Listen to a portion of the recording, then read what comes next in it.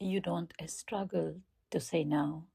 You struggle with what happens after you say it. The guilt, the overthinking, the fear that you have just disappointed someone or worse, changed how they see you. So you say yes, and even when it quietly cost you yourself. Hello, and welcome back to From the Therapy Room Psychology of Mind and Body. I'm Jyoti, your host. I'm a clinical counseling psychotherapist, and I'm really glad that you're here. You're welcome to follow this space and stay connected. This is a space where we gently explore the inner landscapes of human mind, where psychology meets lived experiences, and where the stories we carry inside finally find language. In this podcast, we explore psychology behind everyday emotional experiences, the things we often struggle to understand within ourselves, but feel very deeply in our day to day life. There are people who don't struggle to say no. I know that. And then there are people who rehearse a simple no in their mind 10 times, 20 times, and still end up saying yes. Not because they want to, but because something inside them won't let them choose themselves. Maybe you know this feeling. I'm sure many of you would be. You type a message, you delete it, you soften it, you add a smiley, you make it sound less like a boundary and more like an apology. And even after all that, your heart is still racing because somewhere inside saying no doesn't feel like a decision, it feels like a risk of losing love, a risk of being misunderstood, a risk of being seen differently. And the most painful part, even when you say yes, you don't feel peaceful. You feel divided. One part of you showed up for the world, and another part of you quietly disappeared. And today we are just not going to talk about boundaries, we are going to talk about why it feels so hard to exist without abandoning yourself. There is also something very quiet that happens here. You just don't fear disappointing others, you begin to fear being seen differently. Because for a long time, you have been known as the one who understands, adjusts, shows up, and now somewhere inside there is a question: if I stop being this person, will people still recognize me? Will they stay? Will they still stay? So, this is not just about saying no, this is more about what identity you are afraid of losing when you finally choose yourself. Let's go a little deeper than surface level because people pleasing is often misunderstood. It's not just a behavior, it is a relational identity. Before we go further, let's make something very clear. There is nothing wrong with you. If you struggle to say no, if you overthink your responses, if you feel guilty for choosing yourself, this is not a character flaw. This is something your nervous system learned very intelligently at some point in your life. Because as human beings, we are wired for connections. And for a child, connection is not just emotional, it is survival. So if at any point your system learned that love comes from when I adjust, or safety comes when I don't upset, or connection stays when I don't take too much space, then of course you would become someone who adapts, not because you're weak, but because you're wired to stay connected. In many cases, it is shaped in environment where love felt conditional, approval felt unpredictable, and emotional safety depend on how you behaved. From an attachment lens, if we are going to see it, this often emerges from anxious attachment patterns, where connection becomes something you must maintain, not something you can trust. So let's gently go back for a moment, not to blame the past, but to understand the blueprint. Imagine a child who expresses a need and is met with dismissal or irritation or silence or inconsistency. The child doesn't stop needing, the child learns to modify the needs. And over time, this create patterns like I shouldn't ask too much, or I should be easy to love, I should not create problems. And schema therapies, these becomes early maladaptive schemas like self-sacrifice, suggestions, and approval seeking. And these schemas don't feel like belief, they feel like truth. So, as an adult, you're not consciously choosing to people please, you're simply living out what once kept you emotionally safe. From another perspective, people pleasing is a form what we call adaptive self suppression. You learn to read the room quickly, anticipate needs before they are expressed, and regulate others' emotions even at the cost of your own. Not because you are naturally like this, but because somewhere this become the safest way to belong. Let's try to be very honest here. A child who grows up feeling that that my feelings are too much or my emotion creates problems, I'm loved more when I'm easy, that doesn't become selfish, that becomes hyper attuned. And this hyper attuned, let's get praised as such a nice person, so understanding or so mature. But what often goes unseen is that quiet cost of that maturity. In many people who struggle with boundaries, we often see what is called a fawning response alongside fight, flight, and freeze. There is fawn, where instead of resisting treat, you appease it.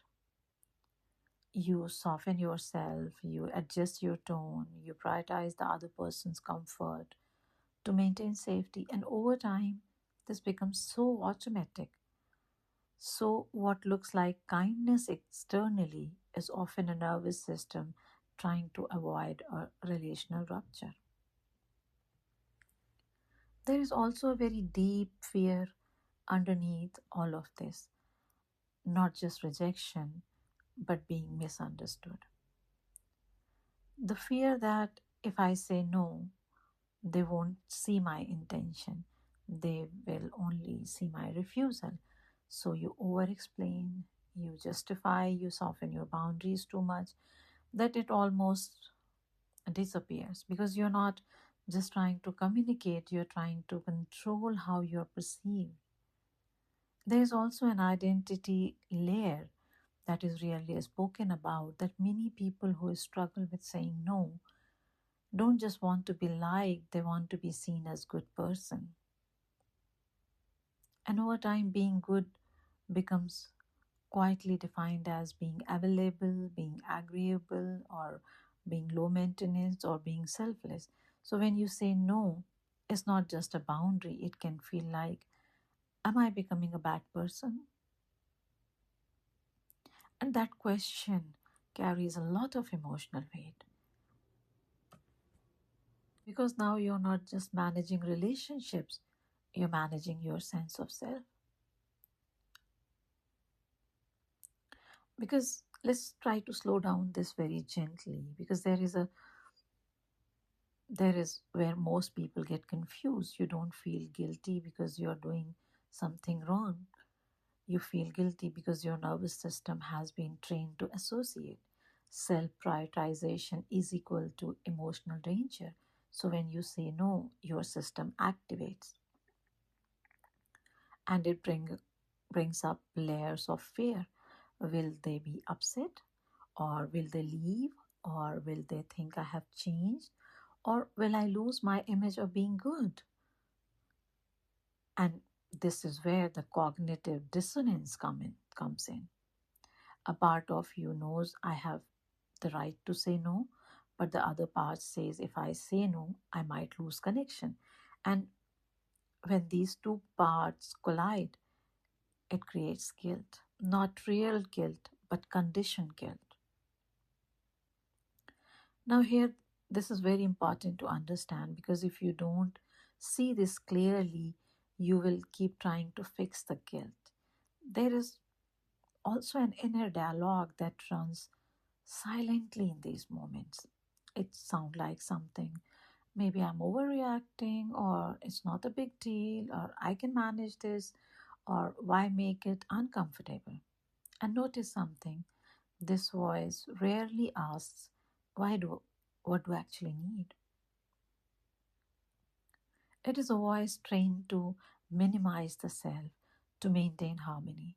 So the guilt is not just emotional, it is also cognitive conditioning, a way your mind keep you aligned with old relational rules. Instead of recognizing it as withdrawal symptoms from people's pleasing, yes, learning to say no often feels like a withdrawal. You are breaking a pattern that once protected you. Let let's bring the body into this because this is not just psychological, it's physiological too. Because when you anticipate disappointing someone, your nervous system may interpret it as threat. So your body prepares to fix, to soften, to comply, or restore hormones quickly. This is not weakness, this is your nervous system saying, let's not risk disconnection. And that is why, even when your mind says it's okay to say no, your body says, let's just say yes and stay safe. And this is where conflicts become important. Many people who struggle with boundaries don't just avoid saying no, they avoid conflict altogether. Because conflict at some point felt like emotional withdrawal, tension that never resolved, or even loss of connection. So now, as an adult, even a small disagreement can feel like overwhelming. So instead of expressing, you adjust, you smooth things over, you keep the peace externally while losing it internally. See that how it comes into our daily life because this doesn't show up in big dramatic ways. It shows up in very small, quiet moments that look like you are tired, but you will still say, yeah, I'm free. You don't agree, but you nod anyway. You need space, but you keep replying. You feel hurt, but you say, oh, it's okay, doesn't matter to me. And then something happens later. You don't feel disconnected, you feel drained, and maybe you slightly feel resentful. But then again, you feel guilty for that resentment too. So the cycle continues. Overgive, which leads to feel drain, which leads to suppressing your needs and emotions. And it's kind of repeat the cycle kind of thing. And slowly, your emotional life become less about what you feel and more about what you manage. And sometimes it even more subtle. You don't say yes immediately. You hesitate. You feel the no rising, and then you override it gently, almost so gently that even you don't notice you have crossed your own boundaries. This is how self abandonment often happens, not loudly, but quietly, repeatedly, almost invisibly.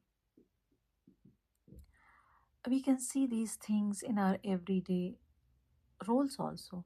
Like at work, you may take on more than you can handle. You may struggle to say, I'm at capacity, or you may become the reliable one, but also the overwhelmed one. And in friendship, you may be the listener, the one who shows up, but rarely the one who expresses need. And in other relationships, you may avoid difficult conversation, you may prioritize harmony over honesty, and over time feel unseen. And what's painful here is from the outside, you look like you're managing everything beautifully, but inside you may feel like you're slowly disappearing. And there is also this very human inner conflict. A part of you wants to say, this doesn't work for me, and another part says, don't create a problem. So you stay in between a space where you are neither fully honest nor fully at peace. The space is emotionally exhausting. Sometimes you don't even feel discomfort in the moment. You say yes, you smile, you agree, and only later, when you're alone, something feels heavy. That's because your system didn't feel safe enough to register your truth in real time. So the emotions comes later, and now you are left processing something you never got to express. I have often seen it in my therapy room too. So let me bring you into a moment from the therapy room. A client once said to me, I don't think so. I have boundaries. I just have guilt. And when we explored further, what we found out, not absence of boundaries, but absence of permission. Permission to disappoint, permission to take space, permission to not explain everything, and permission to not be available at all the time. And at one point, I asked her, what do you feel in your body when you want to say no? She paused and said, my chest tightens, and I feel like I'm about to do something wrong. That right there is not morality. This is conditioning stored in the body. So we didn't start with saying no, we started with noticing the tightening, the hesitation, the urge to fix, because awareness is where boundaries are born. And over time, her first boundary wasn't loud, it was simple. She delayed her response, and that small pause became her first act of self trust. At some point, she said something that stayed with me. She said, if I say no, I feel like I'm being cruel. And we paused there. Because there is where the distortion lives. She has equated self protection is equal to harm to others. And this is something many people carry. So we begin gently separating the two. You can be kind and still have boundaries. You can care and still can say no. Because boundaries are not rejections, they are clarity from a psychodynamic lens. This pattern is often linked to internalized self, my needs threaten, condition kind of connections kind of thing. So instead of expressing needs, you regulate yourself into silence. And over time, this creates what we call an adapted self,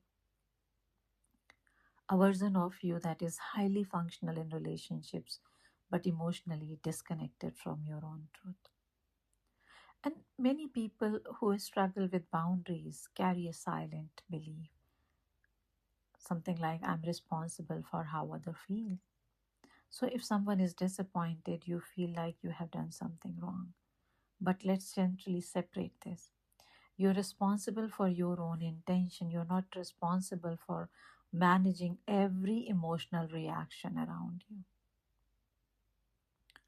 Because if you take on that role, you will always have to abandon yourself to keep others comfortable. About something people don't like admitting: resentment, not loud anger, but a quiet internal friction. It sounds like, why am I always the one adjusting? Why don't they notice that I'm tired? Or why do I feel so alone even when I'm there for everyone? And then immediately you feel guilty for even thinking like this. So you suppress that too. But suppressed resentment don't disappear. It turns into emotional distance, irritability, sudden withdrawal, and sometimes you don't even understand why you feel off. That often remains unspoken because people pleasing don't just affect your schedule, it reshapes your identity. When you constantly override yourself, you begin lose to access to what you actually want, what you actually feel, and what actually matters to you. And then something deeper happens. You become externally defined. How your sense of self start depending on how other responds, whether other approve, whether others say, and this create a fragile sense of worth. Because now your value is no longer internal, it is negotiated in every interaction. And over time, this leads to a quiet form of grief, the grief of not being fully known, even by yourself. And something else begin to happen internally. Decision making become harder because when you are used to scanning others, you lose practice in listening to yourself. So even simple question like, what do I want to eat? What do I feel like doing? You start feeling strangely difficult. Not because you're confused, but because your inner voice has been constantly overridden. There is a paradox here. The more you abandon yourself to keep connection, the less connected you feel with yourself. And the more you risk showing up honestly, the more real connection becomes possible. So, boundaries don't reduce connection, they refine it. They make space for relationships where you don't have to perform to belong. Let's try to step beyond psychology for a moment. There's a deeper question here. What does it mean to live truthfully, not socially, not performatively, but internally? When you say yes without alignment, you fragment yourself, and over time, that fragmentation becomes normal. But something within you always knows there is a quiet intelligence inside that recognizes truth. And every time you ignore it, it doesn't pushes you, punish you. It just distance you from yourself. So saying no is not just a boundary, it's a return to inner coherence, to your self-respect, to your emotional integrity. And that's not selfish. That's sacred alignment. There is also, I mean, while I'm talking, I can sense that there's a deeper existential tension here, the tension between being accepted and being authentic. For many people, acceptance comes first and authenticity was adjusted to fit it. But eventually, the psyche begins to push back through, through discomfort, through exhaustion, through quiet dissatisfaction, just to not to disturb your life, but to bring you back into alignment with yourself. Something honestly. One of the biggest fear people carry is not saying no, it is what if they react badly? And this is real because when you change your pattern, people around you have to adjust. Some will understand, some will resist, and that discomfort is not a sign you are doing something wrong. It's often a sign that a dynamic is changing. If you recognize yourself in this, please don't turn this into self criticism, because many people do that. They say, like, why am I like this? Why can't I just say no? But that question carries frustration. Instead, try asking, where did I learn that it is safer to say yes? And notice the shift from judgment to understanding. Because healing doesn't begin with fixing yourself, it begins with meeting yourself differently. You don't need to become a different person, you just need to become slightly more honest. uh, like you can how we can begin, I mean, you can create a pause kind of thing, something like I'm talking in terms of healing. I mean, you first create boundary is not no, it's a space. Let me get back to you, and that interrupts the yes. You can track your body before your mind justifies. Your body already knows. So learn to notice tight chest, uneasy stomach, subtle resistance. These are not inconveniences.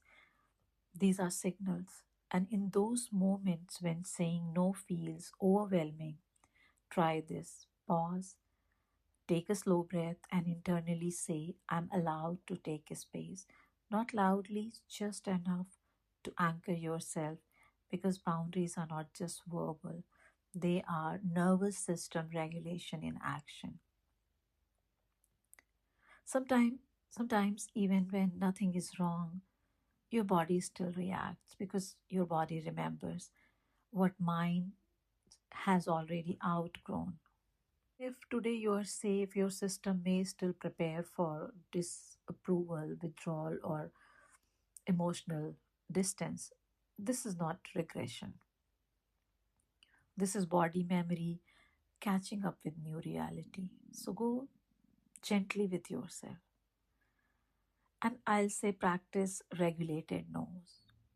Not aggressive, not defensive, just grounded. Something like that, that I won't be able to do this. I need rest, or I can't take this on right now. No over explaining, because over explaining is often guilt speaking. And another thing which you can do is lest guilt exist without obeying it. This is the most important thing, I must say. You will feel guilty, but the guilt is not your truth. It is your past echoing into your present. Let it be there and still choose yourself. Else that's important to accept. When you start setting boundaries, not everyone immediately understand, because they are used to a version of you that always adjusted. So your growth may temporarily feel like discomfort in the relationships. And that doesn't mean you are doing something wrong, it means the dynamic is changing. Sit with this slowly and ask yourself, where do I abandon myself to be accepted? Or what am I afraid will happen if I'm fully honest? Or do I trust that I can be loved without overgiving? Or what would it feel like to choose myself without apology? And if it feels different to answer these questions, that's okay. Difficulty here doesn't mean something is wrong. It often means you are being asked to meet a part of yourself that has been unheard for a very long time. So go slow. There is no urgency in becoming yourself. Your first few no's will not feel overpowering or empowering. They may feel awkward, shaky, overthought, and slightly guilt ridden. You may reply the conversation in your head. You may wonder if you were too harsh or not clear enough. This is normal, because you're not just learning a skill, you are rewiring a relational pattern. So don't accept confidence immediately. Ex- Expect practice. There is also a grief that comes with this work, and not many people talk about it, the grief of realizing how long you have been overextending, how often you have ignored yourself, How much of you was shaped around others? And even more, the grief that some relationships may not feel the same when you stop overgiving. This grief is not regression, it is awareness. And awareness can feel heavy before it feels freeing. And maybe for a while, saying no will still feel uncomfortable. Your voice will shake, your body may tense, but discomfort is not danger. It is often just unfamiliar freedom. And with time, what feels difficult today will begin to feel natural. You don't have to become harder to have boundaries. You don't have to become distant to protect your space. You just have to become a little more true. And the people who are meant to stay will not need you to shrink to remain. And slowly and gently, you will learn this: saying no is not the end of love, is the end of losing yourself to keep it. So maybe this is not about becoming someone new. Maybe this is about slowly returning to the part of you that were set aside to keep connection. And now you're learning something new, that you don't have to disappear to be loved. And maybe you're listening to this. There is a part of you remembering moment where you said yes when you needed to say no. Don't judge yourself. Try not to judge yourself, but just to notice how often you choose connection even at the cost of yourself. And maybe you can begin choosing both. So thank you for spending time with me today. This has been from the Therapy Room, Psychology of Mind and Body. If this resonated with you, you can share what you felt or noticed. I would love to hear your reflections. And if you find these conversations meaningful, you can follow or subscribe this podcast and feel free to share it with someone who might need to hear it. So these spaces of reflection can continue to be a part of your journey. Until next time, take care of your body, your mind, and the quiet spaces within you. See you next time. I'll be sitting just next beside to you. Take care.